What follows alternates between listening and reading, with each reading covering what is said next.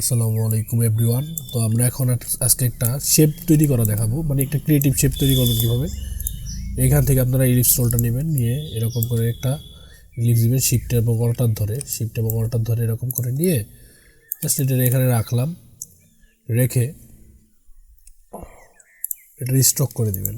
এরকম স্টক করে এটারে Ctrl+C Ctrl+F দিয়ে একটু ছোটো করবেন, Ctrl+C দিয়ে কপি, Ctrl+F দিয়ে পেস্ট ফন্টে দেন এরকম ছোটো করবেন। ওকে করে দিয়ে এখান থেকে আমরা যে পেন টুলটা আছে এটারে বাহির করে নিলাম। এখানে গিয়ে আমরা জাস্ট এটার মধ্যে একটা এখানে ক্লিক করব, সেমভাবে এখানে ক্লিক করব, এখানে ক্লিক করব। ওকে দেন আমরা এখান থেকে ডাইরেক্ট সিলেকশনে তুলে যাব, জাস্ট ধরে এখান থেকে রিমুভ করে দেব। এটারও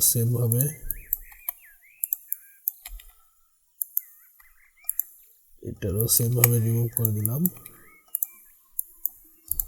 তো এইরকম একটা হইল। তো আমরা এই তিনটার একসাথে ধরলাম, ডাইরেক্ট সিলেকশন টুল দিয়ে স্ট্রোকে গেলাম, স্ট্রোকের ড্যাশ লাইনে গেলাম।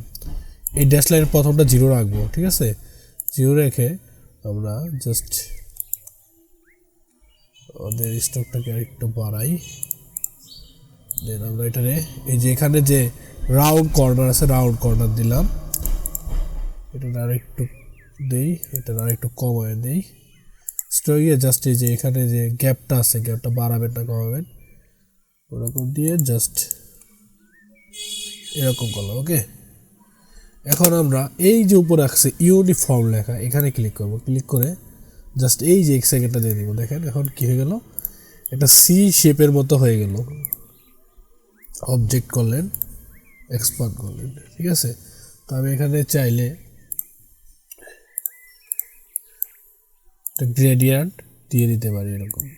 ওকে তারপরে আমরা এখানে রেক্টেঙ্গুলার গেলাম, গিয়ে এখানে একটা শেপ নিলাম, নিয়ে এটাকে অ্যারেঞ্জে গিয়ে সেন্ড টু ব্যাক করে দিয়ে এখানে আইড্রপার দিয়ে একটা কালার নিয়ে এটাকে ব্ল্যাক কালার করে দিই।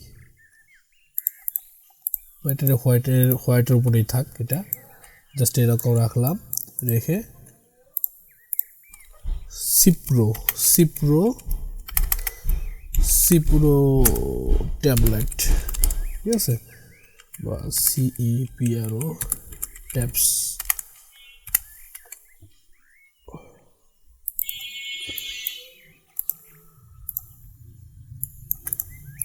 এটার Ctrl+G দিলাম, এটার মধ্যে ধরে এটার মিডলে অ্যালাইনমেন্ট করলাম।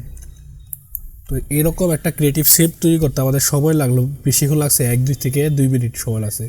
তো সবাই ভালো থাকবেন, আর এই টিউটোরিয়ালটা ভালো লাগলে বা এই স্টাইলটা ভালো লাগলে অবশ্যই আমার চ্যানেলটা সাবস্ক্রাইব করবেন। আল্লাহ হাফেজ।